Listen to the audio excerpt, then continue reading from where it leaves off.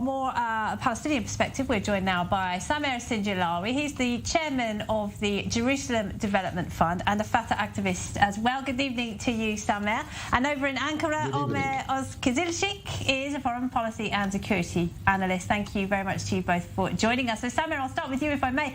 What will the Palestinian leadership be hoping to gain from this visit tonight?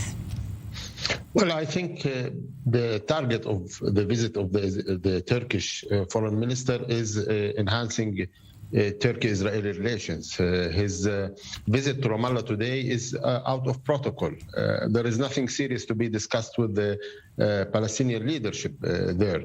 The shift that has been witnessed recently is the effort of the Turkish government to strengthen its relation with Israel and all other influential and important states in the region.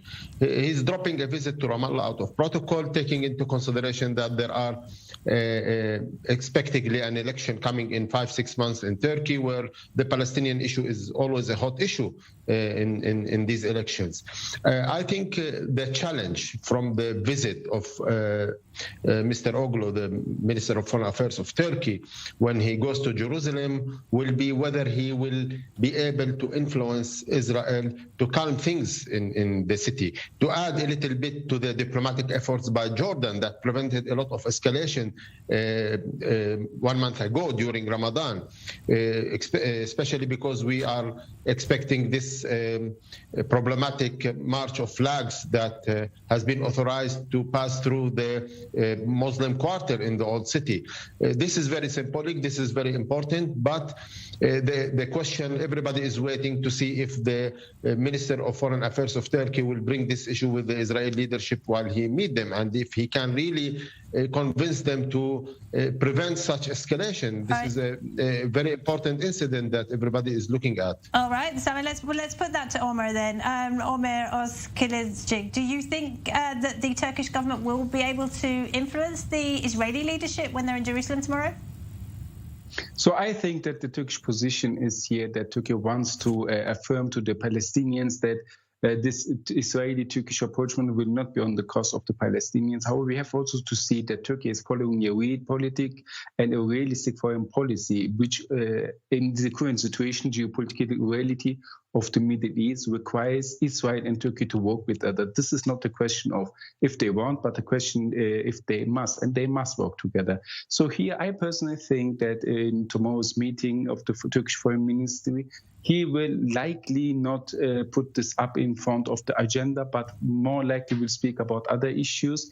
And here I think that the Turkish position is that with a new Israeli government, there's a new opportunity to calm down tensions in between Palestinians and Israelis, and that Turkey will try to use its better relations with Israel to talk about these issues in a more harmonic atmosphere behind closed doors, likely. So therefore, the Turkish position will not be a position of trying to enforce something on Israel, but primarily to work on repairing relationships between Israel and Turkey, as the Palestinian issue and the situation between Palestinian and Israel is an issue decades old, and likely it will not be resolved tomorrow. So therefore, strong Turkish-Israeli relationship is an interest of all three parties here.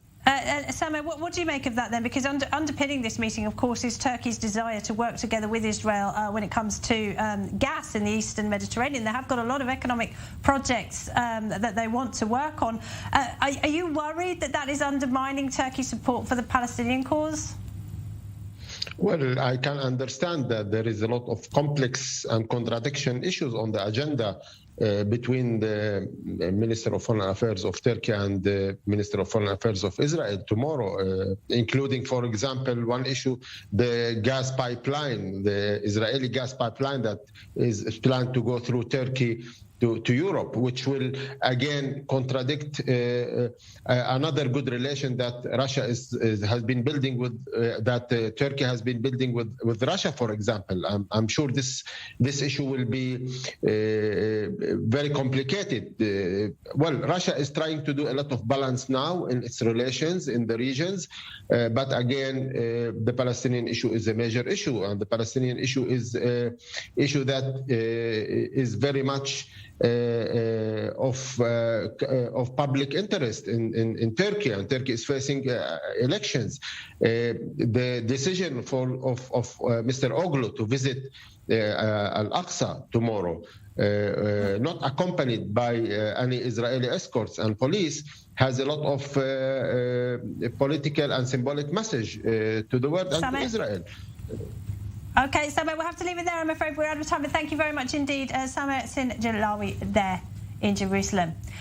Samer, thank you to you. Omer, do stay with us for a moment, because I want to turn to President Erdogan's comments from Monday when he said Ankara was preparing to launch a new military incursion against US-backed Kurdish fighters in northeast Syria. What can you tell us about that? Is that offensive going ahead, and why now? So we have to see that the situation with Ukraine war has changed the power dynamics in Syria. Turkey has closed the straits for Russia and its airspace for Russian flights to Syria. And therefore, Russia has a huge logistical problem inside Syria at the moment. And it's not possible for Russia to engage in an active military escalation. So the escalation superiority is with Turkey at the moment. And we have to see that the region of Tel Rifat is officially, from the perspective of the Americans, a region where the YPG is not present. So any military operation towards Tel Rifat, for example, will not cause any American sanctions. And here, I think this is an issue which will also be talked tomorrow between the Turkish and Israeli foreign minister, is that inside Tel Rifat, the Russian forces have stepped down their presence, and the Iranian Shia militias have expanded their presence there, almost 20 kilometers close to the Turkish border. And this is a huge security concern for Turkey. And I think that the Turkish and Israeli side have here something to coordinate and cooperate in the intelligence level, especially to combat the Iranian Shia militias, because a military operation in Tel Rifat against the YPG will not be without a role of the Iranian Shia militias. Omer Ozkazilic, thank you very much indeed.